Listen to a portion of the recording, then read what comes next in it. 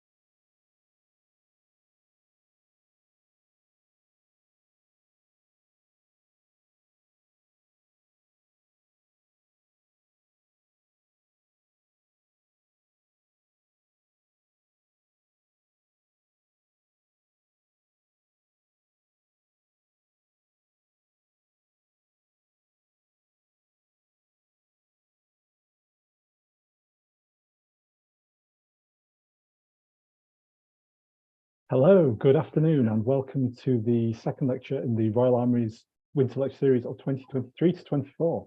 I'm Mark Bennett, I'm the Museum's Research Manager, and thank you for joining us today. For those who aren't aware, the Royal Armouries is the UK's national collection of arms and armour. It started as a medieval stockpile of weapons at the Tower of London. In the middle of the 19th century, it shed its practical responsibilities and became a museum. In the mid-1990s, the museum expanded from its historic home at the Tower to a new dedicated museum in Leeds and an artillery-focused museum in Portsmouth. All three sites are open to visitors, so for more details, go to our website, which is royalarmouries.org. Today, however, we're here for the museum's Winter Lecture Series. This runs from October till April, and it covers topics from the medieval pad arms through the Mauser archives, 19th century naval cutlass, the Afghan arms industry, and the world's most lethal magic trick. If you're interested in future events, sign up on our website to watch them via Zoom, or subscribe to the YouTube channel where you can see them either live or as video on demand. I should mention that the call for papers for our academic conference, Weapons in Society 4, is now live. If you're an academic researcher or an independent scholar, send us a paper proposal by the 11th of December on anything to do with arms and armour in their wider context. There are details of how to do so on the start and end slides, although you may have to pause the video in order to read them unless you're exceptionally quick. After today's talk, we'll be taking questions both from the Zoom Q&A function and the YouTube chat. Send them in as they occur to you, and I'll put them to the speaker after the talk. I can't promise to get through them all, but I will cover as many as I can. You can also add captions if you're hard of hearing. There's a CC button at the bottom of the screen in both Zoom and YouTube. Any technical issues, you can raise a hand in Zoom. If you're in YouTube, you're probably better off refreshing, although Google seems to have it very well down, so too many issues there. So with all those technical considerations, let's turn to today's event. The museum has a healthy collection of Cold War Soviet weapons, thanks in large part to the 2005 accession of the Ministry of Defence's Pattern Room collection. However, the war on the North German plain for which these weapons were designed never actually took place. Where they were used, however, was in the liberation conflicts fought in Southern Africa, in large part by soldiers who were trained by the Soviets. So here to give us more detail on the people who fought in those wars and who used those weapons is Professor Jocelyn Alexander. So without any further ado, over to you, Jocelyn. Thank you very much for the invitation to speak at this lecture series, and for all of your support in the run-up to it, and also for sticking with me through the many disruptions of last year. I appreciate it. And I'm very much looking forward to feedback and questions as well. So I'm here, as Mark was indicating, to talk about a research project I've been working on with a wonderful team of researchers based at Oxford and Sussex universities for the past few years. It's titled Global Soldiers in the Cold War, and it's about the transnational making of Southern Africa's liberation armies from the 1960s right up to the early 1990s. So most African countries became independent in the early 60s. The time frame of this project reflects the lifespans of the exceptions to that rule. That is white settler regimes under Portuguese rule, and in South Africa, Namibia, and Rhodesia. Armed struggles were launched against all these regimes in the 60s, with South Africa being the last to achieve majority rule only in 1994. The team that undertook this work included Joanne McGregor, my co-lead, and our postdoctoral researchers, Justin Pierce, Ariana Lissoni, and Daria Zelenova. So we all brought kind of different expertise, experience, linguistic skills, and political and academic networks, all of which were very essential to the work. Our focus was on 3 liberation armies: ZPRA in Zimbabwe, the MPLA in Angola, and MK, or Umkhonto we Sizwe, in South Africa. And I offer my sincere apologies for all of the acronyms. They're almost impossible to avoid working on this history. We also focused in on the interactions of these armies with their Soviet interlocutors. All of them shared the experience of training by the Soviets in the Cold War context, though they were trained in many other venues too along the way. From Cuba to North Korea and across the African continent as well. The objective of the project was to produce a history of these Cold War era global soldiers. And doing so, we built on a really major body of well-established literature on what's been called the global Cold War. This work has traced the kind of multi-directional movement of people and ideas and things across the globe. It built up a really substantial reinterpretation of the nature of solidarities and struggles and exchanges in this period. It showed that the Cold War was by no means only a bipolar East-West affair. Rather, circuits of influence and exchange also ran from north to south and from south to south. It was also anything but a Cold War in the South, where many hot wars were in fact fought, not least in Southern Africa, but of course many other places as well. While this latter point about the hot Cold War was noted, there remained an aspect of this history that was hardly explored, and that is the actual making of liberation armies within these complex Cold War circuits of exchange. In Southern Africa, these armies were at the heart of the violent process of decolonization. They were also central to post-independence nation and state building. So they were really crucial both historically and up to the present. These armies were, in addition, highly unusual as military institutions. They were made through the dispersal of tens of thousands of mostly young male Southern Africans across the world. And in all of these different venues, they received very different kinds of military training before returning to the Southern African region to fight. So our goal was to ask what the effects of these mobile military exchanges were on individual lives, through people's life stories, and on military institutions proper. In seeking to answer these questions, we drew on a second body of literature, which concerned the making of military cultures. That work was largely about conventional state armies like that of the UK or the US or France or Germany. That's where the bulk of academic research has focused. The topics explored in this literature were nonetheless highly pertinent to our work. They focused on, for example, the making of distinctive social identities and loyalties, embodied practices like drill, and hierarchical institutions. But the armies we were looking at were very different than conventional state armies, needless to say. Most obviously, they were not under the authority of a state, but of political movements that were themselves hosted by a number of different states in exile. They didn't have fixed barracks or camps. They were often mobile, displaced, and relocated. They relied, sometimes quite precariously, on their hosts and their backers for resources, weapons, and training. Some of these hosts, like Angola and Mozambique, after they became independent in 1975, were themselves governed by former liberation movements, now embroiled in civil wars. It was an extremely messy situation. These liberation armies were also explicitly political. They were shaped by Cold War solidarities, and each army was simultaneously and sequentially trained by numerous militaries, whether in the USSR or in Cuba or in Algeria, that themselves had strikingly different military cultures from one another. This was an extremely complicated, ever-evolving, and quite literally moving story of exchange and adaptation, and often also incompatibilities and clashes. Okay, so in essence, what we wanted to do was engage the sort of intellectual ferment around these global Cold War histories through this lens of military cultures.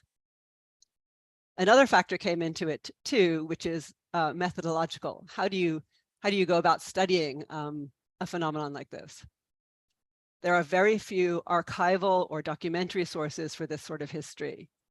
Where liberation movements produced archives, they were often destroyed or they've remained inaccessible. Soviet sources are patchy and access is also limited.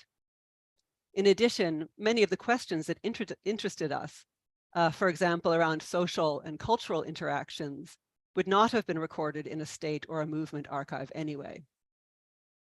So the main methodology that we used, or at least intended to use, it became a little complicated, as I'll talk about in a minute, was oral history. Each member of the research team had and also built connections with veterans and veteran associations in Angola, South Africa, Zimbabwe, and Russia. The story of those organizations is extremely interesting in itself, and we're also addressing that in our work. And each has its own particular social and political history. But they shared, and this very much worked in our favor, a desire to record their history in this moment. This was not least because of their acute awareness, to put it bluntly, of their own mortality. These are old men and women who were often watching with tremendous sadness their own comrades dwindle in number year after year. Their desire to record their stories was also owed to the fact that invoking their historical role allowed them to make claims in and criticisms of the present. So that was kind of the context of the oral historical work that we did. Interestingly, and lucky for us too, this desire on the part of veterans to record their histories was also expressed in the publication of a fast-growing body of memoir across Southern Africa and in Russia. We found other sources too, like personal archives and photographic and film collections. These sources turned out to be really important to us because for the whole of the first part of the project, we were faced with the very unpredictable nature of the first rounds of COVID lockdowns and travel bans. So our whole project depended on travel and face-to-face interactions. So we had to get, very creative and to locate alternative sources. And that wasn't entirely a bad thing for the project, but it was frustrating. And of course, it was really hard on the whole research team for reasons that, of course, went well beyond the demands of the work itself. We did go on to do a great deal of oral historical work too, though after a good deal of delay. Okay, so let me just say a few things about our findings. I think one of our real successes was the development of a rank and file soldier's point of view, as opposed to a political or intellectual or an elite view. And that allowed us to take forward our understandings of the global dimensions of Cold War military exchanges and the military cultures that they produced in a really new way. We found that one key element in all of these exchanges was the social origin of African soldiers. The diverse motives, experiences, and beliefs that they brought with them provided a powerful lens through which they viewed the training offered by their Soviet and other hosts. This made the wholesale imposition of a military culture difficult. Negotiation was, in fact, the norm that was always powerfully shaped by factors like soldiers' age or education, their language, or their seniority. Soldiers often demanded particular kinds of training and familiarity with particular kinds of weapons. They discussed the specific needs of the terrain they were fighting in and the strengths of the enemy that they faced, which of course varied greatly across Southern Africa. They also discussed at length their specific strategic goals. Some also objected, often successfully, to the content of the political education they were offered or to certain practices of military discipline. We found that the experience of African soldiers also went far beyond simply military training in barracks. In the Soviet Union, training often encompassed much more than military skills. It included movies, histories, visits to museums, factories, and agricultural cooperatives, where, quote unquote, living socialism and heroic pasts centered very directly on the Great Patriotic War, or World War II, were encountered. For many trainees, the combination of advanced technology and what they saw as the Soviet Union's social and economic egalitarianism stood at the heart of the Soviet appeal. These qualities fit with a modernist nationalist vision of a kind of desired future and a rejection of the profound inequities of white settler societies. And both of those things were often very central to African soldiers' politics. There was also tremendous excitement over specifically Soviet weaponry, which was mythologized in various ways, and which was often seen as conveying both military prowess and confidence, and a particular political standpoint. So guns had politics. This wasn't just true of the Soviet AK-47 and its many variants, which became a kind of global icon of revolution, but it was also the case for other weapons that had particular Southern African histories. Notable among these is the Soviet BM-21, which is a mobile multiple rocket launcher that was first used in World War II and was popularly known as the Katyusha.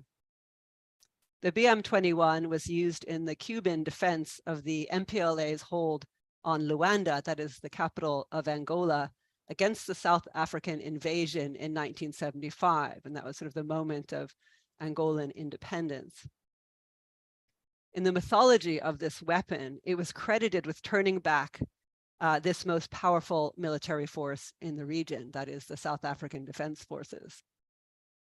As one Zimbabwean veteran recounted to us, quote, "When the Cubans told us the story of defending Luanda against the South Africans, they said, Fidel Castro told them that the enemy is now about 30 kilometers from capturing Luanda. We are told by those who participated that they started to fire those Katyushas and managed to bury the South Africans in the sand. They said, so you guys will be powerful. We've got the gun. If you go to the front, we'll supply you with that gun. So go forward, move forward, because the Katyusha is at the back." The BM-21 was not, in fact, used in the Zimbabwean war, but it was nonetheless cast as a symbol of the overwhelming military power made possible by international solidarity. The phrase "Katyusha is coming" circulated in training camps and invoked the might of the Soviet Union and Soviet weaponry and the capacity that it gave to liberation armies to counter the advantages held by the formidable armies of the settler states. Soviet training was considered prestigious in all Southern African liberation armies, and it was invoked in displays of objects from fur hats to pins to uniforms, and the use of Russian words and Russian drill. To march in a Soviet style was to align yourself with a radical politics. So here we can see the embodied aspects of military culture and the meanings attributed to it. So guns had politics, but so did styles of marching. We're able to tell some of this story from the Soviet side too. Daria Zelenova's work found that Soviet instructors of African soldiers, and she spent a lot of time interviewing the former Soviet instructors, were far from a homogeneous bunch.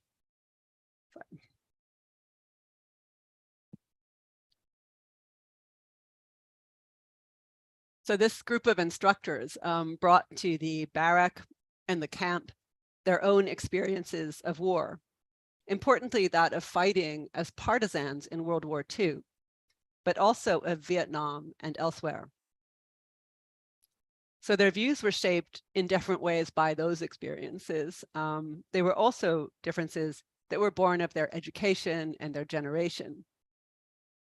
Exchanges of military knowledge were enabled, as I've suggested, by the telling of heroic stories about the Great Patriotic War, but also by a carefully negotiated world of military masculinity.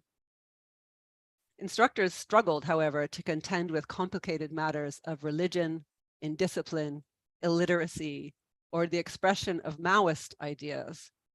All these topics are mirrored in African veterans' accounts too. So following the Sino-Soviet split of the early 60s, Maoism in particular was a very touchy issue.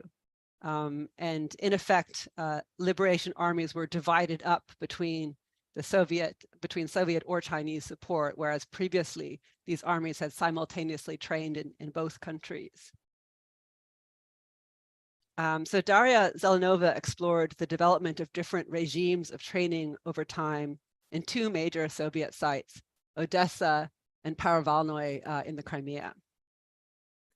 She also used memoir and oral history to explore the experiences of Soviet veterans of the war inside Angola. That is, Soviets who were deployed to Angola and who were involved in the training of the Angolan state army and the several liberation armies with large bases in Angola after Angolan independence in 1975. And that included SWAPO from Namibia, MK from South Africa, and ZPRA from Zimbabwe. These Soviet advisors, as they were called, were also caught up directly in combat. And this is an almost entirely sort of untapped set of views that sheds lights on ideas about race, about solidarity, and social and military exchange. In her work, Zelenova placed the personal connections among mid-level military commanders at the center of these negotiated relationships. She has, in addition, worked with a trove of Soviet documentary film made in the midst of African liberation wars and literally in battlefields.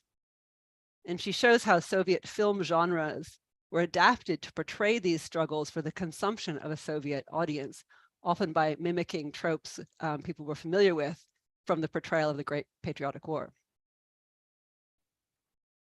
More widely, she's traced a richly elaborated set of ideas about internationalism that framed Soviet views of African liberation movements. For some, this ideology allowed racial differences to be overcome and sacrifice to be legitimated. As intended, the research team's work overlapped in training sites and in war zones. And so we're quite kind of uniquely able to tell this story of Soviet African military exchange from multiple perspectives. And the work of Ariana Lissoni and Justin Pierce do that really well. So the military cultures forged in Soviet African interactions were hugely influential. But our research also revealed, just to complicate the story even more, that a defining feature of liberation armies was the shifting mix of military exchanges over time. This was particularly striking in the Zimbabwean Liberation Army, ZPRA. So Joanne McGregor and myself identified a series of enduring and overlapping military cultures within this one liberation army. They were most notably rooted in Algerian, Cuban, and the Soviet Union, influence from those three countries. But they also encompassed, somewhat surprisingly, a powerful British influence as a result of the training of 2,000 men in the late 70s by independent Zambia's state army, which was itself very much rooted in British military traditions. Zambia hadn't had its own liberation struggle. It was one of the countries that had come to independence in the early 60s without a liberation war, and it very much inherited its colonial era army. So we identified several strong traditions or military cultures in this army in ZPRA. The earliest was rooted in the training of a relatively small cohort in Algeria in the mid-60s. It was characterized as a guerrilla military identity, and it was embodied above all in something called the Toy Toy, which is a high-need military training drill that was learned from the Algerians. And it was later adopted throughout not only ZPRA, but via ZPRA other liberation armies too. And it's widely used up to now as an expression of political protest in many Southern African countries. This Algerian training was associated with the light weapons of guerrillas, the AK above all. It was linked to physical toughness and fitness, and it went hand in hand with politicization and an associated unwillingness to follow conventional military discipline or to operate in large numbers with big weapons. This military culture stood at the foundation of ZPRA's basic training regime throughout the war. It was the means by which a civilian first became a soldier. And it also shaped the views of many senior commanders and instructors whose initial training dated to the 60s, even if they were retrained later, as many were. Okay, so that's one broad category, a kind of Algerian guerrilla identity. A second tradition or culture is a combined Cuban-Soviet model that was produced in training camps in Angola. A very large cohort of some 6,000 Zimbabwean recruits in total was trained in Angolan camps over several years by Cuban and Soviet instructors working together. This tradition was expressed in Soviet marching styles and the embrace of conventional command structures, along with the use of larger, mostly Soviet-supplied weaponry. And that included mortars and rocket launchers, as well as anti-aircraft guns. They also had the ability to operate in large numbers. So this group embraced, in addition, a revolutionary attitude associated specifically with Fidel Castro and Che Guevara. The cry "Adelante," or forward, encapsulated what veterans trained in this mode cast as a post-guerrilla ethos. So they were moving on from their guerrilla predecessors. So they didn't hit and run like a guerrilla. They hit and they hit again. They now had the capacity to do that. They could take a defensive position and move forward. The ethic was one that was expressed as a kind of machismo of, never retreat. So these forms of masculinity were sort of tied into these different soldierly models. The third tradition is British. This was a kind of conventional training, as with the Cuban-Soviet model, but it was embodied in British marching and saluting styles and forms of address. So it contrasted very sharply with the Angolan training. Now, all of these practices that the British group, so-called British group, had were decried by veterans of the with the Soviet-Cuban training as, and they would describe them as effeminate, lazy, bourgeois, and imperialist. These are their own comrades they're describing in this fashion. The Soviet-Cuban trained men were horrified by, for example, the role of batmen, the aide-de-camp of officers. They saw them as decadent and exploitative, as feminizing even. And they said to dress a fellow soldier as sir was imperialist. So in response, these British trained soldiers simply laughed off these characterizations. They saw, they argued that they were, in fact, the very best of ZPRA's soldiers. From their point of view, this was obvious and uncontentious. And they cited as evidence their success in the post-independence Zimbabwe National Army, which adopted a largely British model that allowed them kind of rapid promotion through the ranks. And so therefore they were promoted above their kind of guerrilla trained and Eastern Bloc trained comrades. There's obviously some irony in all of that. In the course of the war, these distinctive traditions within ZPRA and their embodied gendered politics had to be somehow confronted so that these groups could be melded together in the rear bases and on the battlefields. And so we argue that this sort of patchwork of military cultures forged by Cold War exchanges offered a really huge challenge in the making of a cohesive liberation army and in the prosecution of the war itself. So that's kind of another story, which I'm not going to go into right here because it's very complicated, but it's a really interesting one. There are many other aspects of these relationships which we've explored. One aspect of this that became really clearly important was how influential the relations among liberation movements were in terms of shaping military cultures. So it wasn't just training from outside, but it was the interactions among liberation movements across decades, of course.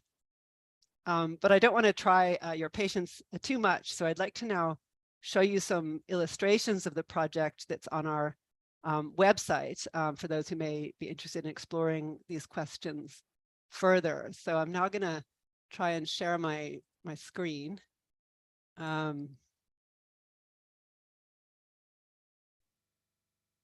Is that working? I hope. I was going to say, yep, it looks good for me. Okay, great. So this is the website for our project.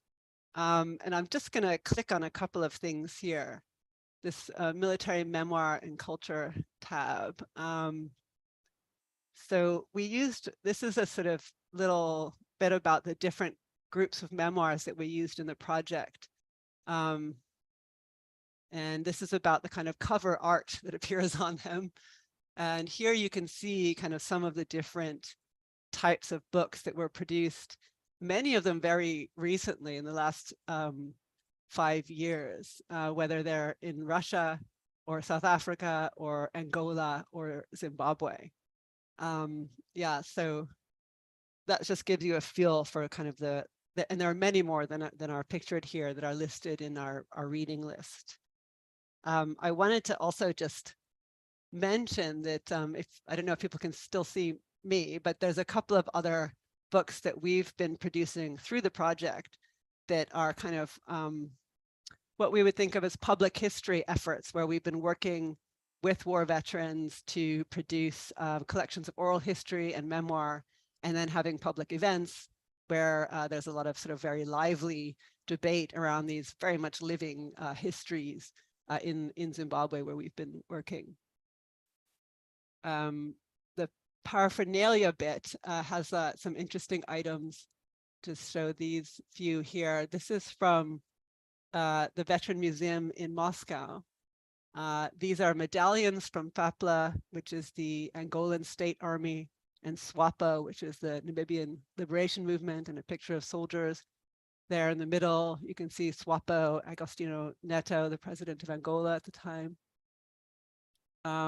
This is a really interesting sort of set of mannequins that the Soviet veterans put together to show the different groups of people that they interacted with on all sides, and the different kinds of guns that were used, but also, you know, you can see pangas, you know, those big machetes, as well as the kind of drinks they would have consumed. So really interesting kind of evocation of life during the war. This is a medal that was given to some of those who participated in the Angolan War, somewhat controversial because many of them were not recognized, only a small minority were. And these are the identity cards that the Soviet veterans of the Angolan War were carried with them, and many of them had retained them. And I'll just jump down here to, this is some ZPRA veterans memorabilia. This is a wonderful photograph of Charles Makuya on the left, and a person with the wonderful name of Snowman Moyo on the right. These two were training in the Angolan camp, which was then bombed by the Rhodesian army, and many of them were airlifted out with injuries to Luanda for medical treatment. And that's how these two managed to come to a, you know, photo studio in Luanda and have this picture taken with this amazing sort of backdrop. You can see their great Eastern Bloc boots there as well, and uniforms. This is some of the reading which Charles Makuya had in his Zapu camp. Lots of Lenin and Marx in there. This is some of the objects that he had, that he kept from the camp, a blanket and a spoon. And this is a shirt which he himself, that's him, which he tie-dyed while he was in his camp in Angola, and it was a part of an attempt for people to give themselves some individuality in a situation of military conformity. He's standing in the ZPRA Veteran Association's offices in Bulawayo there, and you can see behind him pictures of the political leaders and others. Okay, now let me just go to the transnational connections section. So this map took us a while to put together, but I think these are all the little tags there are places where African soldiers trained. So you can see it goes from Cuba on this side over to North Korea on this side. And then these are the two main Soviet camps. This one is the biggest one. It's called Perevalnoye in Crimea. It opened in, as the blurb says, in 1965.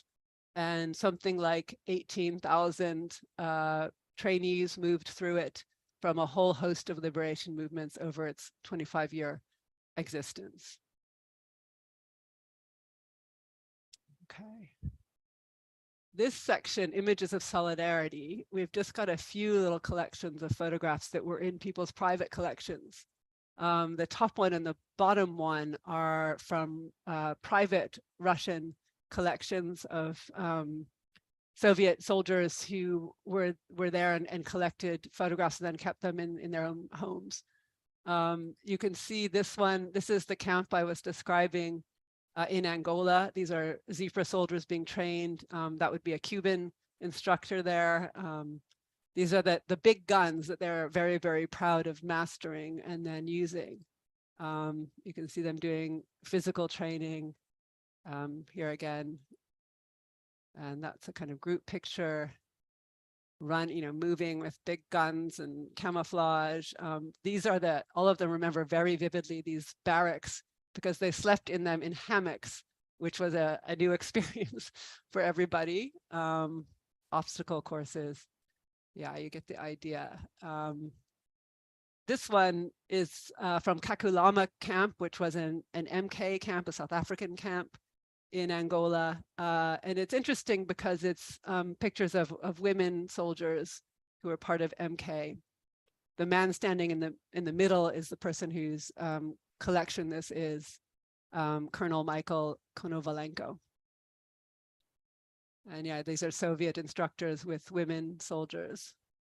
These are sort of public events that were held in the camps with Soviet and ANC leaders. Sort of artwork as well there. Hand-to-hand combat training. Again, women soldiers. Just gives you a kind of feel for what those camps might have felt like. Okay, so I think I'll stop talking there and open up to any questions you may have. Yes, I was going to say I have plenty. This is absolutely fascinating.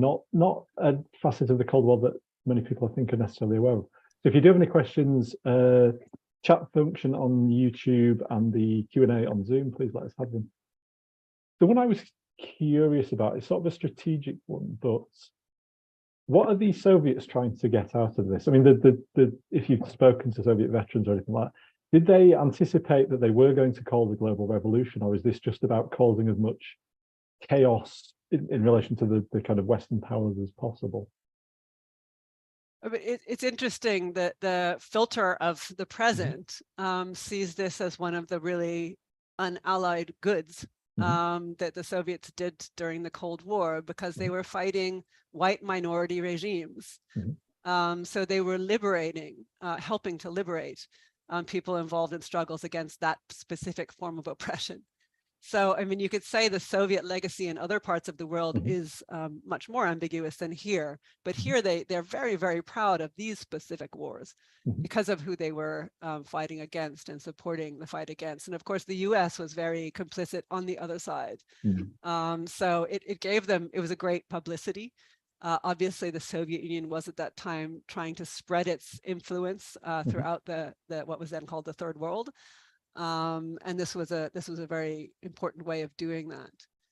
After the Sino-Soviet split, it also became a way of competing for influence with China. It's a very interesting way through which the Soviet Union kind of managed its relationship with Cuba, which was, very independent actually, and wasn't really following Soviet instructions so much as taking the initiative in many cases. So it was a complex mosaic of things. If you talk to the Soviet veterans themselves, their strongest motivation came from an ideology around internationalism and internationalist solidarity.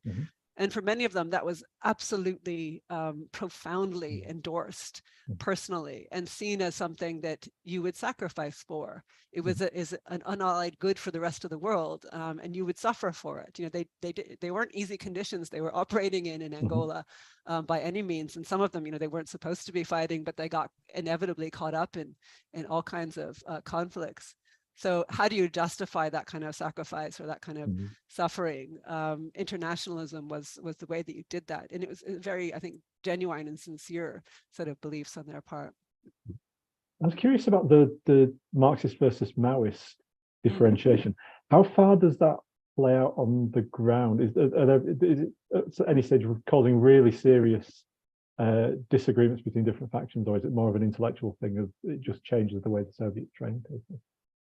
I think it's above all an allegiance thing, you know, which camp are you in, rather than a strictly ideological battle. It's, you know, are you following the Chinese bloc, or are you going to follow the Soviet bloc? And it's very interesting to see that the moment of the break is very disillusioning for the veterans of the liberation armies who thought they were all on the same side. And right after the moment of that split, ZPRA, for example, had soldiers training in both the Soviet Union and China at the same time. It was, you know, they thought that was, you know, how are you going to fight the West? Well, you need all of these powerful countries on your side. And then with the split, they were forced to choose, basically. They couldn't, it was difficult at any rate to continue to receive support from both. So from their point of view, it was a kind of a calamity, but they had to choose, and the movements we work on went with the Soviet Union, which was the more powerful. It had more weapons, it had more big weapons, which is, you know, this sort of really wonderful thing from liberation movement's point of view. But I wouldn't say it was a deeply ideological split for the members of liberation armies, more for the political leadership perhaps than the armies themselves. It leads me on to a question I had, which was, how did you pick the particular movements that you did? Yeah, I mean, it was partly about what our connections already were, and where we had access and where it was possible to have access. So I have worked on ZAPU, which is the political movement that ZPRA is attached to, the nationalist movement, for many decades. So I have like really good personal connections to members of the liberation movement. You know, as a foreign white person, to come in and start asking veterans of liberation armies, you know, about their personal histories, it's you know, you have to spend a long time to build up the necessary relationships of trust, you know, to be able to do that. We wanted to include the MPLA which is the Angolan liberation movement that came to power. There are, of course, 3 Angolan liberation movements. It was very complicated and messy. The MPLA largely came to power because of that crucial moment where the Cubans supported them. And then, of course, the Soviets supported them. But the MPLA was unusual for being not only a Soviet-trained liberation movement, but also it became the host to many other liberation movements. So it had this double role that we were interested in tracing.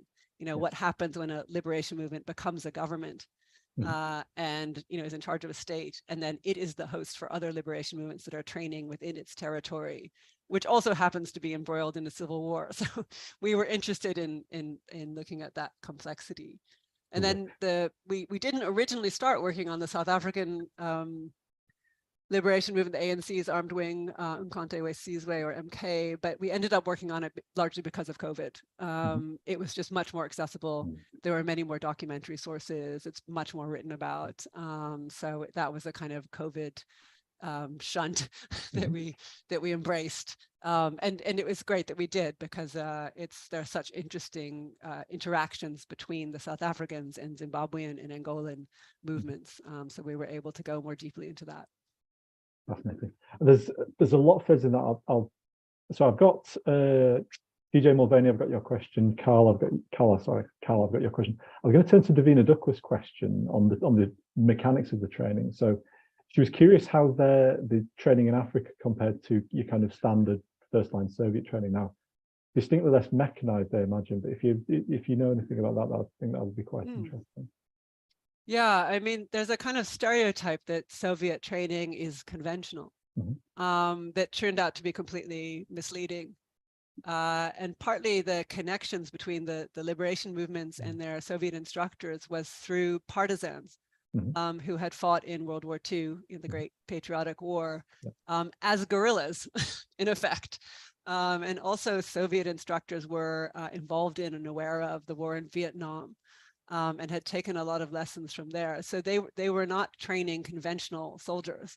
They were training people to fight in wars that were relevant to their context. So that sort of broke down a lot of stereotypes that we had and that the literature contains around what Soviet training looked like. It was actually much more adaptable, much more negotiated than we had thought at first. But obviously, the Soviet Union has the technical capacity and the weaponry, which every liberation movement wanted. And it allowed the liberation movements to move from an earlier phase of guerrilla warfare with light weaponry and small numbers to fighting in much larger numbers. And in fact, by the end of the war, ZPRA was moving into a moment where it was going to be able to deploy tanks and armored vehicles, and as well as fighter planes that it had based in Angola, and it had trained pilots in Tashkent. It didn't come to that because the war, there was a ceasefire called and then a negotiated end to the war, but it was preparing that offensive. And of course, ZPRA thinks that's why, a ceasefire was called, a negotiated solution was made, because they were massing, on the Zambian border with Zimbabwe to start that offensive at the time. No, a very good follow-on question from Davina. Given the technical nature of the equipment being used, I think it's a good one. In terms of language and translation, what language is the training conducted in? Russian, native African languages? Yeah, it's hugely difficult actually to do that. And part of the stories from Daria Zelenova's work is about some of the most interesting accounts of training are from the people who served as the translators. And they were often younger university students who had a different sort of politics than their older military colleagues, and because they were younger and more of an age with the trainees, they formed friendships and other kinds of exchanges. Really interesting group of people who then went on, and this is kind of a tangent, but they went on to forge a kind of Soviet folkloric studies, institutions in the Soviet Academy based on studying African cultures that they first encountered as military translators. So it had this amazing set of effects because those relationships were so close. But yeah, translation often had to go through more than one language. So, it might be from an indigenous language to the colonial language to English or to Russian. Some soldiers stayed long enough that they learned Russian, especially where they were training in particular fields that required long periods of training. But for many, it was this, constant translation and all kinds of other forms of communication. Almost everyone we spoke to spoke some Russian or some Spanish, depending if it was Cubans or Russians, training them. But lots of complexity involved in that. A lot of, hand signals going on that people described. And the people who did the higher level technical training were the better educated who had very good English, in our case. So that was a cohort of people who would be sent on to do more technical training, people who had mathematical skills and linguistic skills. So they would be selected out of different groups to go on for specialized training. But yeah, very difficult. And Cal's question, how important was the African theatre of the Cold War to the Soviets and the USA? So he compared specifically to places like Afghanistan and Vietnam, but it seems like it was much more significant than most people perhaps assume, but in the grand scheme of things, how critical is it? Yeah, I think these were all related. They kind of overlap in terms of the chronology. These liberation movements are all interacting with each other in training camps. They're all visiting each other. These liberation movements go to Cuba, they go to Vietnam. They're very influenced by the Vietnamese War, which has this, incredibly high status because they beat the Americans, this phenomenal victory, which is greatly inspiring. And it's partly why some of these armies are moving to a more conventional or semi-conventional strategies, because they want to do what the Vietnamese did, which is to be able to take on conventional armies and take cities. That's their ultimate goal, though few of them actually get there. So it kind of depends which point of view you're thinking from, but obviously the Soviets and the Americans invested heavily in Southern Africa. They were very interested in the fate of the region for all kinds of reasons, strategic reasons, economic reasons. Kissinger spent a lot of time there doing all kinds of things. So yeah, I think it was important. It doesn't have the profile of Vietnam. But yeah, there was a tremendous number of, tens of thousands of Cubans fought there, and tens of thousands of Soviets went there, so it's really on a scale that's very significant. Although I suspect the prominence of Vietnam is in large part due to the sort of media legacy of it, films like Platoon, Apocalypse Now, everything like that. Does the African theatre feature particularly? Obviously, it wouldn't do it necessarily in American, but does it feature much in either Soviet or Russian filmmaking? We discovered, Daria discovered this kind of cache of documentary films that were made in literally liberated zones in Angola and Mozambique. They're really fascinating, and she found that they had been, tailored for the Soviet audience in ways that were recognizable to them as a war documentary. And so it was part of the propaganda machine, and also a way of explaining both the good deeds of the Soviet Union, but also why you needed to sacrifice. So they were very important in that regard. But as far as I know, there isn't any beautiful cinematic exploration of these wars. I think we await one. Obviously, there would be, incredible stories to tell. But there isn't an equivalent of the whole genre of Vietnam War films that is in the American side of things. Though of course the Vietnamese are not very happy with those portrayals of the Vietnam War, which are very much about the American role in and American suffering as a result of, and don't do a lot, from the Vietnamese point of view. I think our final question today comes from Vijay Mulvaney, whose question is, what legacy do these movements have after the end of Soviet support? At which point I might in fact share something you sent me earlier. So there's context. Oh yeah, okay. I missed what the question was. He was curious what legacy the movements have, which I guess distinct from the political one, which you can go on Wikipedia and check, but more sort of fundamentally in society. How are the veterans viewed? Yeah, Zimbabwe is an unusual case. I mean, I'll just say what that picture is. That's myself on the left and Joanne McGregor on the right, and we're interviewing the guy with the glasses on there, who's Jeffrey Ndlovu, who was trained in Tanzania and then in a number of other places afterwards, but he became a quite senior level engineer and adjutant in the high command. So he was incredibly interesting to interview because he had a lot of behind the scenes stories about how decisions were made, how they made the choices about interacting with different foreign supporters, all that kind of stuff. And he's one of this cohort of old men who live mostly in Western Zimbabwe, where we did a lot of this research. And they're often very marginalized, sidelined from the political mainstream. And that's partly because they didn't win. They didn't come to power after the end of the war. And in fact, they're the only Soviet-supported liberation movement that did not come to power. So they not only didn't come to power, but then they were very violently suppressed after independence. I mean, many thousands of ZPRA veterans fled the country. A very small number took up arms again. Many of them were tortured, imprisoned, driven out of the army. I mean, it was an absolutely horrific time for them. So them telling their stories now is incredibly important because they're reclaiming this heroic past that they have that has been largely suppressed. So when we brought out, for example, this book, which is Oral Histories about Alfred Nikita Mangena, who is the most important of ZPRA's commanders, we had this huge gathering in Bulawayo of veterans, and there was a kind of theatrical production and a kind of praise poetry, and there was dancing and there was singing. And then there was a big debate, about what the meaning of this history was and what its legacy was for the present and how it should be remembered and why it wasn't remembered properly.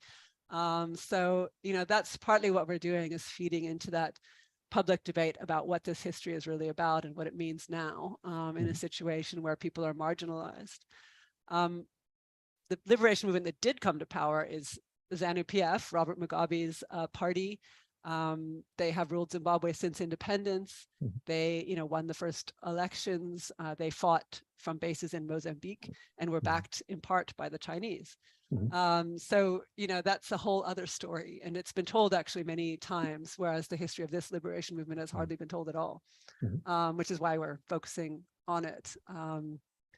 So yeah, these histories are hotly debated in Zimbabwe now, constantly, in the media, on YouTube, on WhatsApp, absolutely everywhere you'll find, heated debates around this history. And it's really a constant barrage around it. And it's so fascinating. It's hard to even keep up with it because it's so richly contested and being documented and told now. And I think that's because people can make political claims now and political critiques now based on that history and the failure to achieve the dreams of that time. There's a very kind of nostalgic element to the telling of these stories when there was a kind of collective intent and something that really brought people together as remembered now as a kind of unalloyed good that they were fighting for that they never achieved. So, so there are many elements to it which make it very compelling to return to now as a means of talking about the past, but also talking about the present. So having noted how sort of unfamiliar this concept is, what recommendations might you have for other reading? So in the description of this video on YouTube, there should be a link to your project website and also the 3 articles which I think have come out of it so far. If there's anything else, what might you recommend for someone who wants to find out more? Well, there's a huge reading list on the website, much more than just our own work. But I think that reading list should give you a very good place to start, both the literature on the global Cold War generally, but also all the memoirs and the more sort of recherche academic work that took place around these topics. So if you just kind of scroll through that reading list, you'll find many different aspects of these histories explored there, as well as the first couple of journal articles and other things that have come out from our work. Yeah, I'd recommend starting there. Good, fantastic. I have a number of curators who are very interested in doing more on the Cold War, and one of them in particular is very disappointed he couldn't make it today. But if as he's watching on YouTube, you know where to go now, Scott. So there you go. Please come and contact me. I'd love to talk further. I was going to say, you said at the start, thank you for bearing with you, but equally thank you for bearing with us, because this is not something that we cover in any great detail so far. And it's absolutely fascinating to find out more about this particular area of the Cold War, which is still a resonant topic. So thank you very much for delivering today's talk. Thank you very much, Mark. No problem. And thank you also to Claire behind the scenes for taking care of the feed to YouTube, and Laurie for managing things to a very select audience in the museum. But above all, thank you to the audience for taking time to join us today. So our next lecture is on the 8th of November, when we have a bumper session. To explore the medieval form of the tournament known as the pad arms, we will have Professor Rosalind Brown-Grant for the talk, and then Mario Damon, Ralph Moffat, and Jacob Deacon will join us for the Q&A session. So if you have any questions about the medieval tournament, I am fairly certain that one, if not all of them, will be able to answer it. So for more details of future events, check our website, which is royalarmies.org. Follow us on social media, the version of your choice, or follow us on Eventbrite, where you'll get direct notifications of events as we post them. But in the meantime, thank you again for joining us today, and I look forward to seeing you on the 8th. Thank you.